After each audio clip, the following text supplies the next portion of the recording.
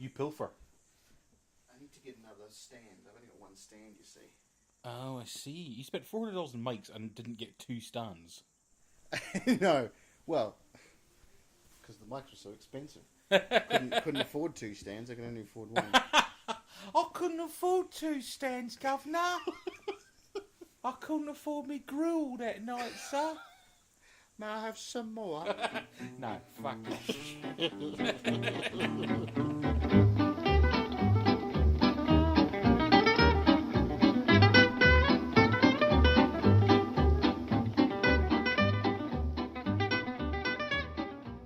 Actually, did you see? No, you wouldn't have. I was going to say, did you see the Top Gear? What a stupid question. Did Liam watch Top Gear? No, of course I didn't. No, it was at the Top Gear when they had their race that went from Sevastopol all the way to Sevastopol, all the way to what ended up being driving through Pripyat, which is where Chernobyl is. Right, it's basically the village or the town where the people who worked at Chernobyl lived. Correct. And one of those, it's one of those places, one of those forgotten places now. Yeah. Oh, it's completely abandoned. And it was amazing. It was real. Thingy, what's that Will Smith movie? Iron Legend. Iron Legend, yeah, real Iron Legend. Real Iron Legend. In fact, I always remember Christchurch when I was down there with my brother, with Leon, my brother, and his 2 kids in 2013. And we went down there, and we'd only booked one night in Christchurch. Yeah. Because it was one of those kind of like, ooh, there's nothing to do in Christchurch anymore. Right. Sounds a bit sort of, sensitive really. A big screw you to Christchurch, you've had an earthquake and you've got nothing to do anymore. Yeah. So fuck you, we're moving on. But actually, the worst thing was our motel was on the edge of the CBD, right? And we sort of wandered into the red zone, as it was, but of course it's been reduced. Yeah. And it was bloody frightening. It was. Yeah. It was like Iron Legend. Yeah. When was this? That was 2013. Right. I'll mention again. I was. Oh, did you say that? Sorry. I'm not listening. I'm just thinking about what I'm going to say next. That's like every conversation with you. Exactly. Exactly. I don't actually take anything in of what you say. No, because I was there the year before. Right. And yeah, I can attest to that. It was like freaky, yeah. There was still, buildings that had fallen was still like it was spilling out onto the rubble was spilling out onto the road over the footpath and that kind of thing, but like cones around it. Yeah. It was quite remarkable. Yeah. I think the Cathedral Square was the worst bit because they had. It was presumably the same at the time you were there. They had that, obviously the screening up around it, so you couldn't really see what was going on. Yeah. But it wasn't so much the cathedral; it was the buildings around the square, with like curtains flapping out broken windows. Yeah. And that sort of stuff. It was brilliant. It was a bit scary because I think my niece Kate, in fact, at the time said, we've got to get home before it gets dark. She was obviously a bit concerned that the zombies were going to come and get her. Yes, yeah. Which, Cantabrians have been called many things. Zombies, I think, is probably pushing it. Yeah. Let's move on because this is the 3rd interview that we've talked about Chernobyl and really sort of depressing stuff. Honestly, this is going to turn into fucking Chernobyl FM. Chernobyl talk. Yeah, Chernobyl FM. So let's move on. I can't believe you started talking about Chernobyl knowing full well it was the 3rd time you discussed it in one of your interviews. What, didn't you bring it up? No. Oh. You discussed irradiated sheep in Italy. Oh, God. Because of the Chernobyl effect, I think you'll find. Didn't you bring it to... Yes, that's what I do of a Friday afternoon at, 10 to 2 in Tauranga, is discuss the effects of Chernobyl in Western Europe in the 1980s. This is off to such a good start. Let's talk about Top Gear. Top Gear, because I know you're a fan. Oh, yeah? Well, I was a fan. Oh, of course, yes, because of... you were a fan of Jeremy Clarkson and his... Yes. Cronies. And his cronies. Yeah. Well, yes, their style. Right. I don't want to suggest that I'm somehow sort of, in love with Jeremy Clarkson. I want his gentleman sausage or anything like that. Well, you're putting it out there. Let's put it that way. I think you find I would rather he put it away. Moving swiftly on. So he got fired. They didn't renew his contract. That's right. That's more to the point. That's right. That's more accurate. That was the technical nature of the separation. Yes, he wasn't fired. Didn't renew his contract. I saw on the interwebs the other week Tintinet. That Chris Evans, not Captain America, English radio Chris Evans. Oh, right, okay. And You just did a bizarre movie reference there. what? Because I knew immediately who you were talking about Chris Evans, and you were like, not Captain America. I'm like, what? Oh, the guy who plays Captain America is called Chris It's also Evans called as well. Chris Evans. This is Chris Evans, Captain America picture. Right, This is the Chris Evans that we're talking about now. right. Another picture. Gotcha. Okay, so Chris Evans and Friends star Matt LeBlanc I know. are filming an episode of Top Gear together. Yeah, oh, yeah. So I took from the article that I read that they were the new hosts of Top They are. Gear, but just for one episode.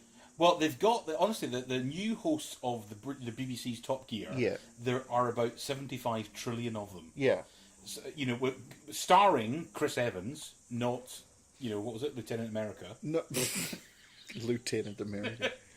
but the old Radio 1 DJ. Yeah. The ginger, what was it called? The Ginger Ninja, I think he described himself as. Of course. Yeah. So, no, but there's him, and then there's a girl called Sabine Schmidt, who was a German racing car driver. Okay, all Who's right. known as the Queen of the Nürburgring. I know. It does sound like a bloke named Henry. Of course she is, yeah. A bloke named Henry in an ill-fitting dress. I'm the Queen of the Nürburgring, darlings.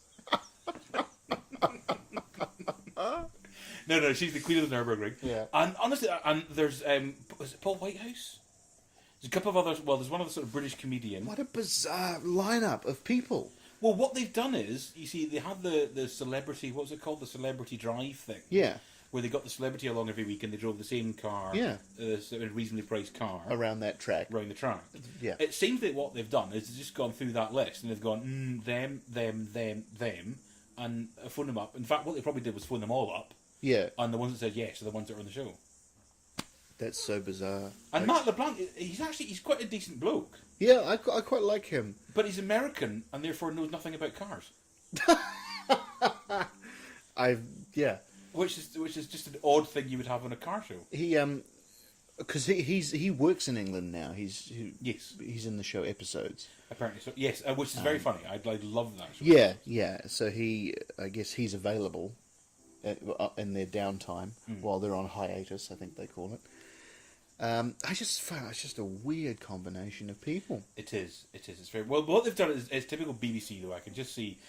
There was a discussion that on the surface the discussion was how do we represent a show to make it interesting and informative and funny and all that sort of stuff, and it had all the great words around it, but in actual fact in the background what happened was how do we make this the most politically correct show in the world. Right. Yeah. I.e. the most politically correct stroke boring program the world has ever seen. Yeah. How do we make it not like it was when Jeremy Clarkson hosted it? That's right. Exactly. Yeah. And it was such a stupid thing to do because ultimately, Jeremy Clarkson and James Meary, they're going to bring out their show on Amazon Prime, which is happening very shortly. Right. And it's going to be what Top Gear was before, if not better. Right. And how are the BBC going to stand up to that? Yeah. Yeah. They're not. The only way they were going to stand up to it was by having something even bigger and better than that. And it's funny because it's the thing about TV is that everything is produced. Yes. We can't look at TV these days and believe that nothing is actually produced to the extent that they've cut and somebody has said, "Oh, can you not cry a bit harder because that will be more entertaining for the cameras." Yeah. Of course that happens. Yeah. And was it done to TV? I think that's the big question, isn't it?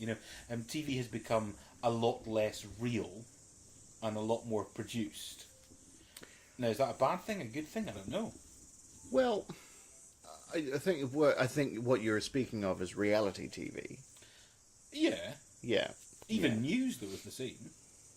I suppose. I mean, you look at the advent. Actually, no, it's a good point because yesterday I was watching The O'Reilly Factor. What's The O'Reilly Factor? The O'Reilly Factor is hosted by Bill O'Reilly. It's on Fox News. Oh, okay. And it's I don't like Bill O'Reilly. I watch the show because I like to get angry sometimes. and I watched the O'Reilly. Green. I watched the O'Reilly And rip your Factor, clothes off. and I shake Shake with rage. with rage sometimes, because he's such a because Fox is so skewed. You just watch right. Fox and you will just get It's angry. so skewed, conservative Republican, that kind of thing. Yes. So, they had It's launched some cruise missiles at the gays. yeah, exactly. They had people on there defending Donald Trump, and it's like, oh, for fuck's sake. Anyway, he has this section where he reads viewer mail. Right. Viewer emails that get sent in, and some of them are legitimate, I think. And one of them was from what was his name? Lawrence Beery from somewhere. He said, "Oh, Bill, I just bought 3 more of your books from BillO'Reilly.com. Fantastic reading. They'll make great Christmas and birthday presents and that kind of thing." It's like, you duplicitous, fucking self-aggrandizing jackass. Self-aggrandizing. What a great expression. Bill O'Reilly is such a... How is that a legitimate email from a viewer? Because as soon as he finished reading it, he launched into plugging BillO'Reilly.com. Go there, buy all my books. If you're signed up as a member for BillO'Reilly.com, you get major discounts. Smart man, Lawrence Beery, for planning ahead for birthdays and Christmas by buying all my books and various merchandise. And I thought, what a lot of shit. Purely there so he can talk about his website. Yeah. So it doesn't feel forced. Well, the problem was it totally did. No, and that's exactly right. And this is my point, and you've illustrated it beautifully in the sense that what happened was when they were discussing the layup of that particular part of the show, what's your man, Bill O'Reilly. Bill Riley. Yeah, Bob McRightman, yeah. Bob McRightman. Brian McMissile Launcher. Yeah. And Fox News, Brian McMissile Launcher. He was there because one of his riders was that he had to talk about his website. So the producer obviously said, right, what we'll do is there's an email from somebody, saying that he's brilliant every way. This is the host. So we'll use that. That is the host. Yeah. So we'll use that as the link into that. Yeah. And it's completely produced, and that was the advert. But my opinion is that the email wasn't even real. You think so? I reckon they just made it up. You see, I can see. I think I can see what you're talking about. Here's the thing. I used to work in radio. Yeah. Did you make stuff up on radio? It happens all the time. Really? Contest winners, some of them. No. Yeah. What? Because you actually had no entries? Yeah. No, legitimately. You'd have people. You'd have these contests. I'm blowing. I'm busting open the. Oh, I know this is like radio secrets. Smoke and mirrors. Yeah, it's all smoke and mirrors. What's like the equivalent of the Magic Academy? What's that called? It's like that whole thing where you're sort of hunted down if you reveal magic secrets. Right. Yeah. What's it called? It's like they've got the sort of the magic circle. Magic circle. Magic circle. That's what it is. Yeah. They sort of hunt down magicians. Yeah. And brutally stab them to death. Yeah. So you're going to be hunted down. By... If I'm found dead under suspicious circumstances, you know who to. No, but look at the image of that. You'd be hunted down by all these radio hosts. Yeah.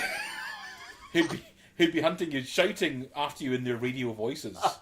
Liam, we're coming to put you to death. Max Berry. Matt Berry. Yeah, Max Berry. Matt Berry's coming to stab Liam in the face. No, but seriously, all the time. You'd put the call out, text in to win such and such, and you'd get 2 or 3 texts maybe, and then in the next voice break you'd go, oh man, the text machine's blowing up. 2 or 3 texts, and so that's not lying though. That's just a bit of sort of puffery. It's puffery, but sometimes you'll get someone from the radio station to call in as a winner. Oh, really? Yeah. If you haven't had any calls, that's bad. You'll go. You'll call out to the office. Hey, can someone give us a call? We need we need a contest winner for this. Did you make up a name? Be Jemima. Yes. Yeah. Be Jemima from Catty Caddy. Make up a name. Yeah. And be a bit slutty. Yeah. Yeah. It's exactly like that. It's totally like that. It's all smoke and mirrors. Radio. Wow. Yeah. So Okay. I coming from that industry in inverted commas, to seeing something like I saw on Bill O'Reilly. Yeah. You just see right through it, eh? Norwell, Massachusetts. O'Reilly just finished reading the No Spin Zone paperback, and I'll say one thing, it makes you think. Designed to do that, Anna, and thanks for the plug. And how about their website where you can get signed editions of the No Spin Zone paperback if you want them?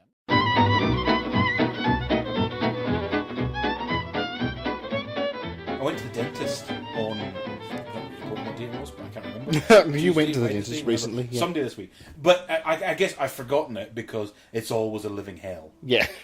You block it out. You block it out. Yeah. If it's not a living hell from a pain perspective, it's a living hell from a fiscal health perspective.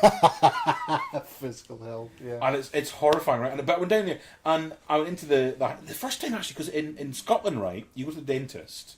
We're moving on subject, I appreciate here. No, it's fine. Where in Scotland, you go to the dentist, and the dentist does everything. He's a wee assistant. You know, I don't know, I'm motioning to the side to sort of suggest assistant. It's like a little Igor thing. Eh? A little Igor thing that he's got. Well, it's normally a girl. Yes, master.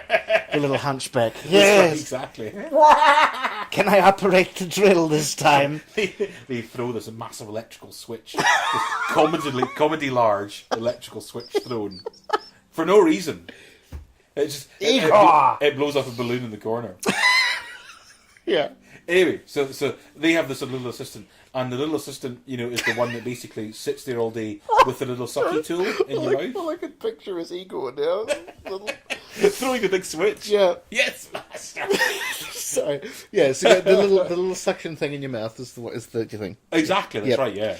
And of course the dentist works away, and the little nursey thing sucks away all the stuff that's coming out. Yep. Anyway, so the crazy thing was in New Zealand, I went to this dentist surgery, and the dentist, you basically pay $250 for the dentist to have a bit of a poke around, say lots of numbers and letters, Yep. which I'm assuming correspond to teeth, Yeah. but they could mean anything. They could just be talking a bunch of shit. Right. They could be going, Z65. It could be a fucking bingo announcer. Two fat ladies, 88. And we'd sit there going, oh, this guy knows what he's talking about, you know? Yeah. Anyway, so, you know, they do that, and then that's it. All they do is diagnose, and then you go next door to another room where you speak to the hygienist, who's the one that actually does the work of, like, scraping all the, you know, the tartar off your teeth. Right. And all that sort of stuff. So it was very odd. But anyway, roundabout story to get to the point, Yeah. which was the hygienist asked me, was I married? And I said yes. And she said, what's your wife's name? And I said, well, it's my husband, it's Leon. Yeah. And she went, oh, I'm sorry. And she was fine. Yeah. And then I said something about, oh yeah, she asked about civil union. And I said, yeah, the only reason it wasn't called marriage was to not offend all the religious nutters. Yeah. And she went, oh, I'm a Christian. Oh. Oh ho ho ho ho ho ho! And she's the one with the scraping and the Exactly, the pain tools. Yes, exactly. But but this is my point. There is a very clear definition or a very clear distance between my definition of a religious nutter and somebody who identifies themselves as a Christian. There's a huge difference. There is, exactly, that's There's right, a yeah. huge gap. And I think the point the thing with this lady was she didn't, and I sort of played that up a bit for comedy effect, she didn't say she was a Christian in response to my saying not a Christians. Right. You know, she just happened to say, you know, that I guess her point was that she had no issue with my being gay and so on. Right. Which is great, obviously, and neither she should. But she almost apologetically had said she was a Christian. You know, I could hear in her voice that she was almost going, well, I'm a Christian. You know, she was almost apologetic about it. And I said, you know, don't apologise for what you believe. I said, obviously, you're a crazy, stupid bitch. No, I didn't. And I would never say that. I said, obviously, that's fine. You said you believe what you want to believe. You should never apologise for it. God. Said, This entire section of the interview's been cut. I'll tell you that right now.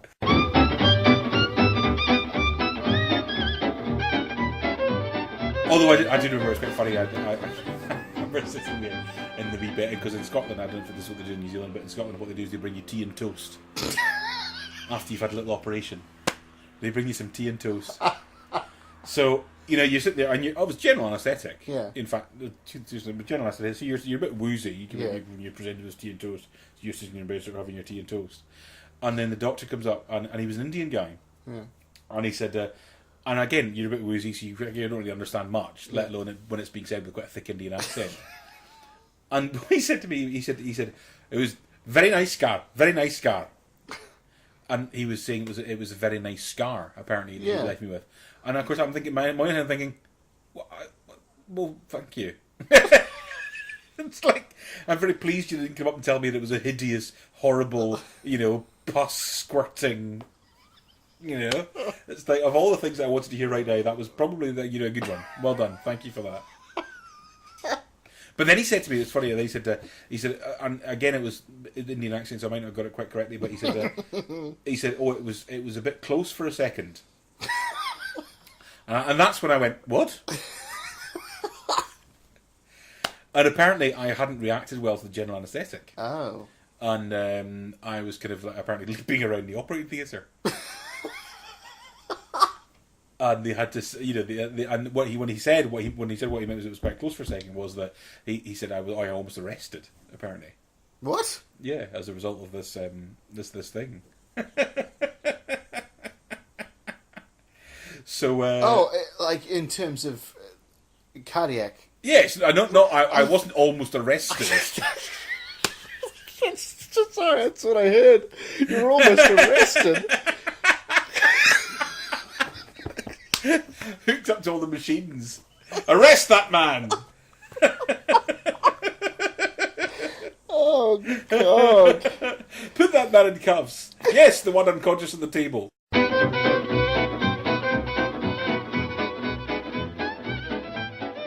We recorded this interview before.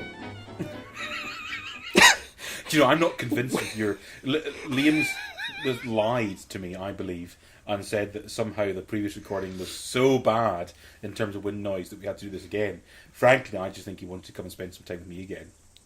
Well, no, here's the thing. It's not that at all. The thing is, I need material for this show, so I'm just interviewing anybody. No. But no, there was too much wind noise, and it was pretty unsalvageable. So Liam's wind noise was far too loud. I had to come back and constant trumping re-record. So we talked about some good stuff, though.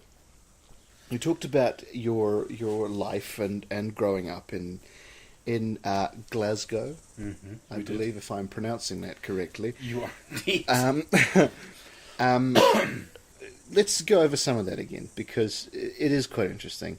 What was it like in Glasgow at that time, growing up? Well, obviously there's numerous sort of time periods, isn't there, between sort of being a young kid and being a teenager and all that sort of stuff. Sure, yeah. And I guess what I remember from being a young kid was to see my mum and dad divorced or separated when I was 1. And obviously you don't remember that sort of period of your childhood, and so what I remember is from sort of 4, and I remember living in a place called Carmichael Place in Glasgow, which was sort of a reasonably sort of nice sort of suburby bit of Glasgow, and I had my best mate Stevie, who lived next door, and we played around and that sort of thing.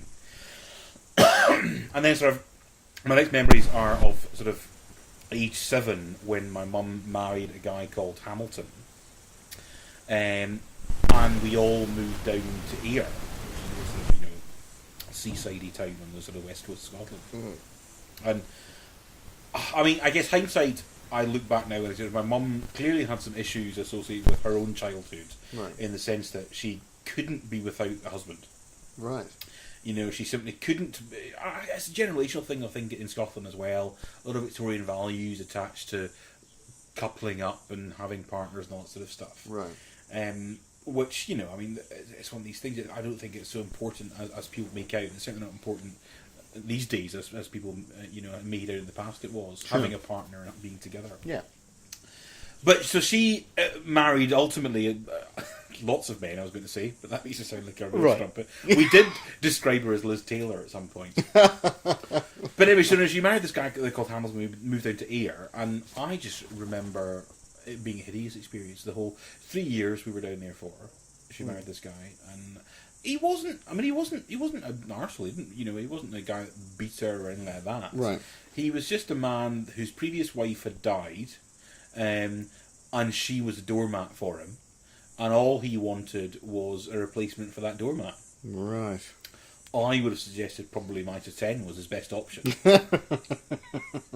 But he chose my mum, and so that was that. And it was. I mean, long story short, it was not a pleasant experience. It was a horrible thing. And then we went back up to Glasgow after they separated when I basically started high school, and then teenage. You probably have a similar childhood experience of teenage years to me, in the sense that school was not necessarily a pleasant place to be. No. And, all that sort of thing. I can relate, yes. Yeah, and particularly when, obviously, again, you get older and you realise you were going through sort of obviously struggles with, with who you were, and sexuality and all that sort of stuff as well. It makes it a hideous time. Yeah. So, I mean, Glasgow in that time frame, and also my secondary school, Shawlands Academy, this was in the sort of the mid to late 1980s, and there was a whole heap of teacher strikes back then. Right. So, I, rightly or wrongly, teachers work bloody hard, so, I mean, I don't know what the situation was in terms of pay and so on. Yeah. But I do remember going to a very quite authoritarian school. Right. And there being teacher strikes and there being no extracurricular activities at all. So, you look at kids in school nowadays and there's school shows, there's all these sort of after-school clubs and sports things and reading clubs and all that sort of stuff. None of that when I was at school at all. Right. And I genuinely believe, had there been that sort of thing, had there been a school show, for example, I probably would have found school a lot happier and experience. Right, yeah. Had there been other things over and above the sort of the educational sort of element, well, I guess the academic educational element, I would have had a much happier time at school, but there wasn't. There just wasn't. So it wasn't a pleasant experience from numerous perspectives. Right. I wasn't necessarily. I think I probably was academic, but because of the kind of the social element, that I probably felt like I couldn't be the academic in a person. So I ended up sort of not enjoying school at all, and then leaving school when I was just almost 16.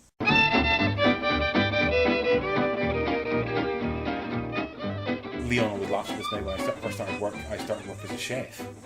You started work as a chef? What? I did. I started work as a trainee chef. Tell that story, please. As a trainee chef. Where's that gone? Well, Where are you cooking? What are you saying? Why? We could be eating a fantastic meal here. Yeah, well, I think the problem is... Get in the kitchen. Ultimately, what became apparent, and the reason that you're not eating a gorgeous meal right now for me, is that I couldn't be arsed. That's a great attitude to have as a trainee chef. Yeah, kiddies. Just can't be arsed. Yeah. No, that's not true. I mean, basically, I got an A for my O grade, which is... Oh, God, I'm going to have to bloody translate this, haven't I? O grade in Scotland is the equivalent of your year 12 qualification. Okay. Which is what? NCA level 2. Right. Yeah. So O grade is basically that. So for my food and nutrition, which is cooking to you and me, I got an A. So obviously at that point, which is the equivalent of an excellence, kids. That's what an A means. Yes, it today. is, children. Yeah. An A for excellent. A for excellent. Yeah. So anyway, so at that point in time, 16, of course, nobody has a goddamn clue what they want to do with their lives. Right. My mum at that point in time was obviously more interested in men than necessarily sort of, my development. Right. So I thought, oh, well, I got an A for me cooking. So let's go down that road. There was, you're 16. That's pretty much the level of your thought process. Had I been good, I was actually quite good. I got an A for me cooking. Got an A for me cooking. But then, of course, the crazy thing was, I think for my O grade, because there's 6 of them always, and I got like a couple of B's for history and English or something else. Yeah. And I didn't study at all for any of them because I thought I'd struggle to actually get qualifications. Right. But the reality was it was actually not bad at all. Yeah. Because I didn't study for anything. But History I was always quite keen on, but of course, I guess my 16-year-old brain, had I got the A for history, I would go, oh, maybe I'll do a bit of history then. Right. Which, in reality, probably for my 16-year-old self would have been a far better task. Right. It would have been, ultimately, at that point. But I wouldn't necessarily be where I am today. No, So, fair call. that's it's, no fate but what we make and so on. Yeah. So anyway, I thought, oh, I better go and do a bit of me cooking. So in Scotland at the time, they had this thing called YTS, which is a youth training scheme, sort of a bit like a sort of a modern apprenticeship sort of thing. Right. Where you got paid £30 a week. Oh my goodness. I know, fortunes. Yeah. And often you trained in a particular environment.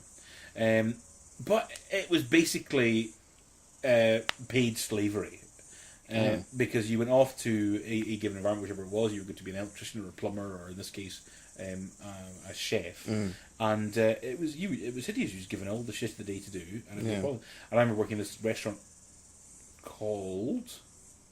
It's left me. But it was a very, very posh restaurant in Glasgow. Right. And split shifts, which obviously you'll know about. The split shift, we started at like 9 in the morning, I think, and finished at 2 in the afternoon. Yeah. And then started again at 4 and worked through till midnight. Yep. So it was like no life at 16, other than, working 10 hours a day in a restaurant. Yeah. Doing all the shit of the day, which is fine. Everyone's got to start somewhere. Well, yeah. But still, it was just, and with, in that real, quite male-orientated, lots of screaming and bawling, lots of shouting at people, lots of swearing, environment. And I just absolutely hated it. Right. Absolutely hated it. And I think it was a terrible environment to put a 16-year-old into. Right.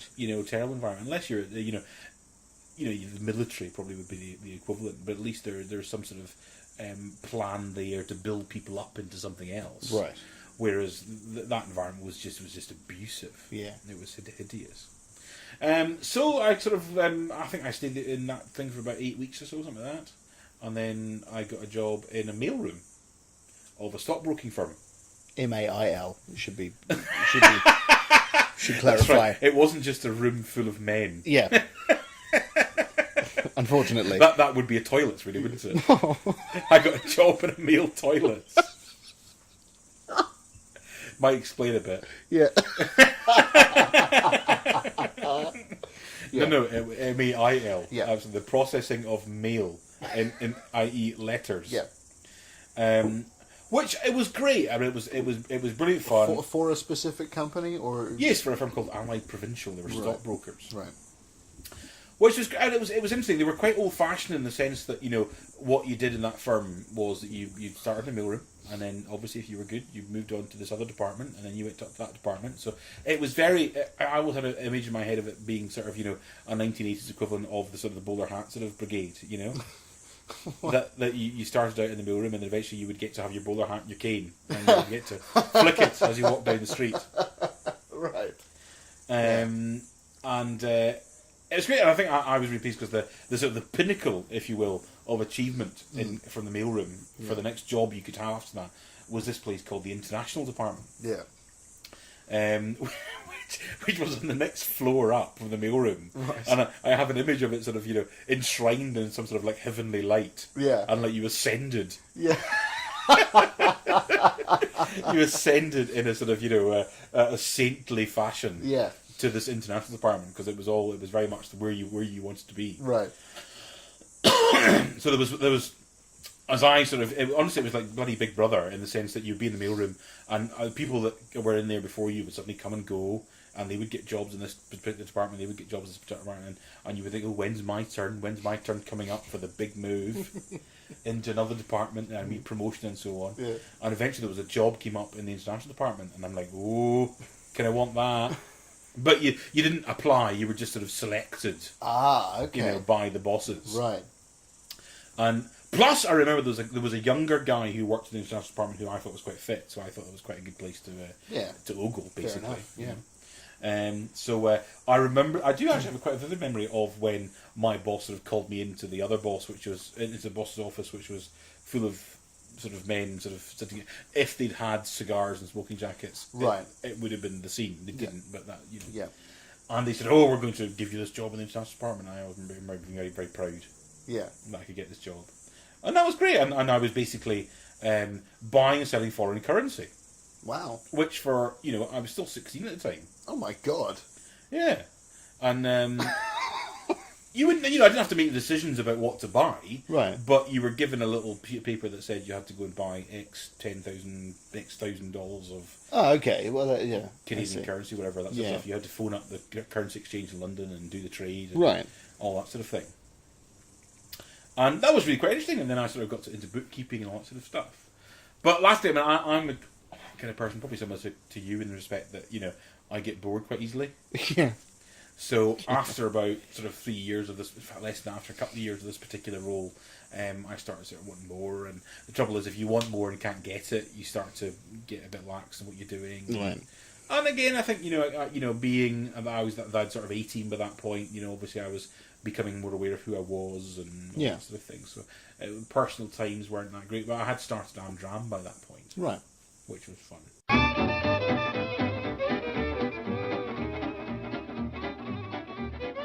You said the first thing that you did in Amdram as a very English, a very UK thing. Amdram. Call it Amdram. Yeah. Is it? Yeah. Oh, very much so. Yeah. Well, yeah. but I think it's because in New Zealand, it's not really considered though, is it? Oh yeah. No, we say amateur theatre. We say we do a lot of amateur shows. Yeah. But the phrase Amdram is very. Well, I think it's because I think there's a thing that New Zealand misses out on, and I love New Zealand for many hundreds of reasons over the UK. But one of the reasons that I think New Zealand needs to pick up on is the concept of the club in Amdram. Because perhaps one of the reasons it has that sort of friendly, sort of cokey, sort of Amdram sort of thing is because you have the club and you become a member of the local Amdram society. Yeah. And you go along and you... I think that's the difference. I think what you said just then is in the UK it is very much a club.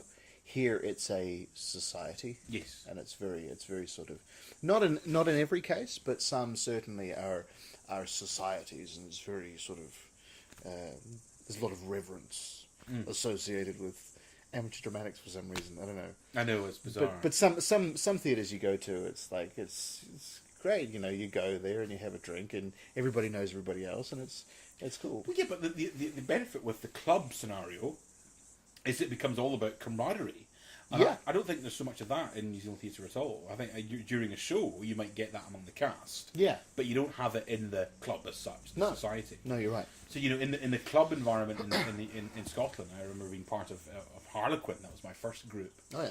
And that was a youth theatre, for kids between 14 and 21. Right. And I guess if there's any environment you're going to get a lot of camaraderie, it's in that age group, because totally. Friends and all sort of stuff. Yeah. But I remember it being absolutely brilliant from that club perspective, because you were part of the club and you did the shows wherever they were. You did the shows. There was 3 shows a year. There was the junior show, which was for ages 14 to 18. But often there was parts for older kids, just because there were older parts, older characters. Yeah, sure.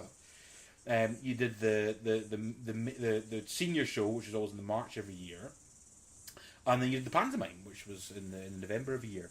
And it didn't matter what the show was. You were in the club, so you did the show. You would have a different part in the various shows. Yeah. But you think, and the camaraderie and the fun and the feeling of belonging and all that sort of stuff was tremendous. And it's that whole time, and again, between I joined when I was 17 and left when I was 20, and there's a lot of stuff that goes on there, Yeah. Sort of awakenings of who you are. Yeah, sure. All those sort of things. So, I mean, that was really fun. And I think, again, it's something you miss in New Zealand, is that sort of feeling of belonging of a club. In the Amdram sense. Even latterly, when Leo and I were part of sort of Eastwood Entertainers, that was the best Amdram club I'd been part of. Right. And you get the parties, the Christmas parties, the summer parties, all these sort of things, all because it's a club, Yeah. And they were always great fun. But were you going for you were going to take the piss out of my whiz, weren't you? I'd forgotten about that. Oh, that's tremendous! Thank you for bringing that up again. That was the first thing you did, right? It was the first show, yes. You were a munchkin in the Wiz. Yes, me, a 5'11", 110 kg, probably smaller at the time, to be fair. Right. Was in fact a munchkin, yes. That's so great. I think last time we spoke about it, I asked you if you had to black up. Because of because I don't know. I've never seen The Wiz. Well, I just thought there was hideous racism in that. You know, why should it be the case that Munchkins are black? I don't know. I've never seen The Wiz. I thought the whole point of The Wiz was it's the Wizard of Oz with a black cast. You just assumed that Munchkin would be black. Because it's the Wizard of Oz with a black cast. That's the point. That's The Wiz. That's what The Wiz is. But it doesn't have to be. That's like saying, oh, they all look the same. No, it isn't. You racist. No, it isn't. You vicious racist. No, it's not like that at all. It's The Wiz. You just said that all cast members of The Wiz should be black. No, I didn't say they should be black. I said I thought that was the point. What, that they should be black? No, that they are black. I thought the Wiz is the Wizard of Oz with an entirely black cast. Right. So just the concept of doing it with white actors, I thought was kind of strange. Well, I think, but it didn't make sense to me. Were the leads black? No. They weren't. No. It's Glasgow. You don't get any black people in Glasgow. At least not in the late 1980s. I didn't say that in a sort of disparaging way. No. I don't think anybody thought that. But no, I'm confused now because The Wiz. So The Wiz. The Wiz was written by. It was an adaptation by Michael Jackson. Right. Right. Yeah. And it was probably just. I don't think he sort of went along saying, "I'm only going to employ black people," and I don't know why Michael Jackson was portioned from London. I'm only going to fiddle with some children now. In my Neverland run. This is our most libelous episode of ConversHagan ever. Well, he's not going to sue, is we're he? Gonna have to... Somebody will. You can guarantee it.